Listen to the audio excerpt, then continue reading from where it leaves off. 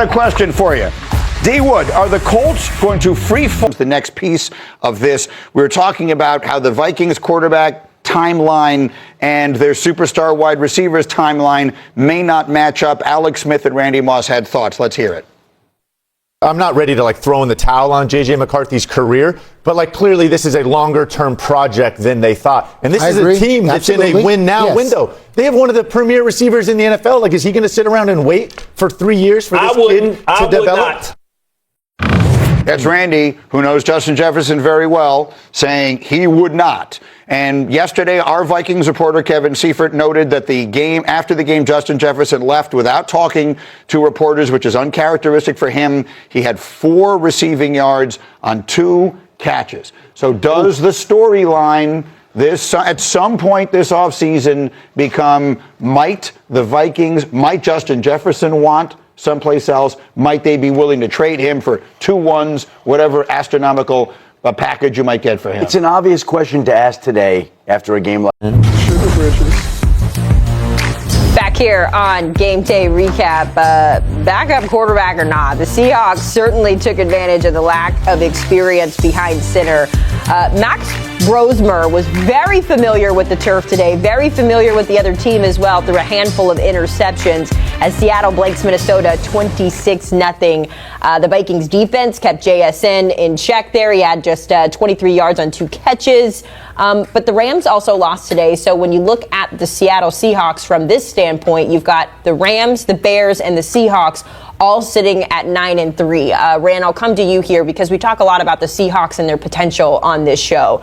You saw the Rams lose today. It's been a conversation between those two as far as who's going to make a push there in the West. What do you think about the Seahawks? Can they make a push after today's, I'm going to call it a big win because it was in terms of the 0, but they beat the Vikings? Yeah, I think it's still the Rams division. I think from top to bottom, they are the better and more complete team in that division. And I think they just have the pedigree in terms of guys on that roster who've won and know how to win. So I would still roll with the Rams there. But I do think the Seattle team is really good. I think their defense is a top 5, top 10 caliber defense. Their passing game, obviously, with the scheme, with Kubiak calling the plays. Sam Darnold has cooled a lot over these last couple weeks. Has been kind of held in check. JSN is the best producing receiver in our league right now. I just want to see what's going to happen with this backfield, how they're going to split up those carries with Charbonnet and Kenneth Walker. Are they going to be able to ride the hot hand and get those guys going? Because those 2 guys, in my opinion, are going to be key for them down the stretch. They're a defensive team. That's what they are. Look, and Darnold, up until a couple weeks ago, was averaging over 9.5 per attempt. I mean, they were driving the ball down the field. They haven't had to do that. I mean, he didn't have to do it today. They didn't throw what he threw for 128 yards today. But they had the other guy throwing interceptions into every one of their defensive players' stomachs all day long. They threw that kid to the wolves. I mean, they did. They really did. You ask a kid to make his first NFL start on the road in that place against that defense, you're setting him up to fail. There's no way he was going to have success there, and he was awful, and they took advantage of it. He was the first Vikings player with 4 more interceptions, including a pick 6 in a game since Brad Johnson in 2006, so it's been a while. Yeah, no, I mean, it was awful. It was like that Kevin Hart, damn, every time he, damn. I mean, it was bad. And to your point, Pete, they did throw him to the wolves, but regardless or not, this is the National Football League. You just cannot put tape like that out there. And I want to say this, not just about the quarterback that played today, whether you want to talk about J.J. McCarthy, whoever, Justin Jefferson is fed up. He's fed up. And at first I could see it on his face. Today I saw it in his play. There was one interception that came off of a contested ball where Justin Jefferson ran an in-breaking route. He looked not as aggressive at the catch point, not as confident at the catch point, and then he ended up, the ball got broken up, tips and overthrows, gotta have those. They got him, and they picked him off. And so my biggest concern is for a guy like Justin Jefferson, who has been one of the greats in the NFL since he entered the league. I don't want to see his play diminish. Right now is a time where I want to see him become a leader, wrap his arm around his guys, and just do everything he can. And I know what I'm saying is easier said than done, because it's got to be frustrating as hell being that type of receiver and then producing the numbers that you have recently and pointing it all at the quarterback position. But I'm just speaking in terms of what's the right thing to do. You can't let it affect your play. You can't let it affect your mentality and wear that on your sleeve, because then when you got a guy who's already throwing 3 interceptions, that's just going to make him feel even worse when he sees his one guy hanging his head. And again, you can't throw it and catch it. I was going to say, I guess, and I'm not knocking you, because I do think that's important. No, I'm not. I'm seriously with you here. I guess, what more are you, like, you want him to be more vocal on the sidelines? You worry about his attitude. What attributes are you looking for out of Justin Jefferson? I just want to see him be the same player. That's all. And like I said, that one example of him at the catch point, when 10 times out of 10 Justin Jefferson makes that catch, he makes that play. The ball gets broken up, then it's a tip and an overthrow, then the ball's going the other way. That's what I'm saying. I'm not saying that he's got to go throw it, he's got to go do anything.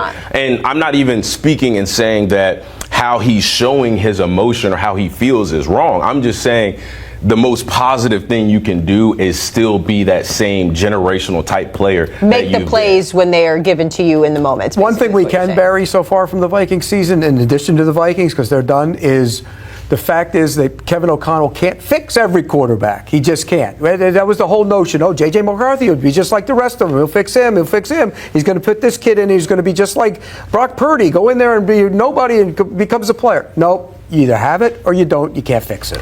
I'll say this in terms of what Damian was saying with Justin Jefferson. When you have a guy like that, Justin Jefferson is a technician in terms of how he runs routes, how he sets up his routes, being where he's supposed to be, winning at the top. And when you're playing with a young quarterback, both J.J. McCarthy and Brosmer, you just don't know where the ball's going to be when you come out of your break. And that is something now you have to think about this. At the top of my route, I got to get myself open, but then I got to get my head around quick because I don't know where the ball is going to be. And although he's paid handsomely to catch any ball that's thrown in his vicinity, sometimes it's just hard to be able to come out of those breaks full speed and not knowing where the hell the ball is going to be and consistently catch the football. One thing I can promise you, Justin Jefferson is walking away from this thing. He is appreciative of the quarterbacks he's had in the past, right? And that allows him to be him. Because we talked about it upstairs when we were watching Arizona play, and we said, it's miraculous how much better Marvin Harrison Jr. is now that he has a quarterback that's throwing on time, a quarterback that's being anticipatory and getting the ball out quick. Justin Jefferson can't be as great because he's not playing with an anticipatory quarterback that's getting him the ball in a catchable space. He was held to a career low 4 yards today. And how about this? The Vikings have had more turnovers than points over their last 2 weeks. So you said it seems like this team is pretty done. KOC is going to have some work to do if he's going to try to fix this. All right, time for another break here on Game Day Recap. You know who's still alive? Like that. And today, I'm sure that is the way that he feels. Is he going to feel that way this offseason when they go out and add to that quarterback room? They're going to speak to him, I'm sure, at some point in time and get some feedback and input as to the player that he would want. It's hard to imagine that they would trade Justin Jefferson, but then again, a year ago, I would have said it's hard to imagine the Dallas Cowboys would have traded Micah Parsons. Right. And they did. I still don't think they're trading Justin Jefferson. I think he's clearly miffed and disappointed and bewildered by the way this entire season and offseason, losing Sam Darnold and Daniel Jones is gone. But I don't think it's going to change as much, and I don't think they're going to be moving off Justin Jefferson this offseason. 1% chance, 0% chance that they would trade Justin Jefferson. I also think it hurts that it feels like A.J. Brown would be a guy that would be a trade target for the offseason at wide receiver as well. The likeliest way that I think they can keep him, at least, or make him happy, is Daniel Jones or Mac Jones. That's really the future in Minnesota. I think they're going to have to bring some high-end competition in for J.J. McCarthy. The free agent market's not going to be great. Daniel Jones will be a free agent. Mac Jones, I believe, is under contract for San Francisco, but could he be a trade target? The draft is not going to be great, and you're not drafting a kid to bring in with J.J. McCarthy because then there's 2 unproven young players. So in relation to Justin, does Mac Jones get you happy? Does Daniel Jones get you happy? Well, Daniel, I mean, I got to ask, like, the biggest improvements ought to be from this offseason to next season. With the young quarterback. With this young quarterback. Kevin O'Connell, say what you want. He's probably as good as any quarterback coach out there. But will that keep Justin happy? Like, would that make, if you go into the offseason, Rex, as a head coach, and you get into March and you go, Justin, we're just going to continue with JJ, we're not going to bring in a potential other competing starting quarterback, is that going to be good enough? I think you have to put some competition out there. I don't think there's any doubt about it. A Marcus Mariota, somebody like that, steps in and improves it. But you also got to have faith in that coach. Sure. And you have to have faith. There's a reason you took this quarterback. I didn't agree with it. I think he was a yo-yo in college. All right, up or down. That's the way he played. But can we get him to where he can be consistent? Because the guy has tools. Totally. He has starter tools. Now we got to get him to play with more consistency and more accuracy. I think it's all D. Wood. Yeah, listen, I think, we all think of Kevin O'Connell as one of the best offensive minds in football. And, you let two quarterbacks walk out the door. Okay, there's no ifs, ands, or buts about that. All because you drafted a guy in the top 10 and you figure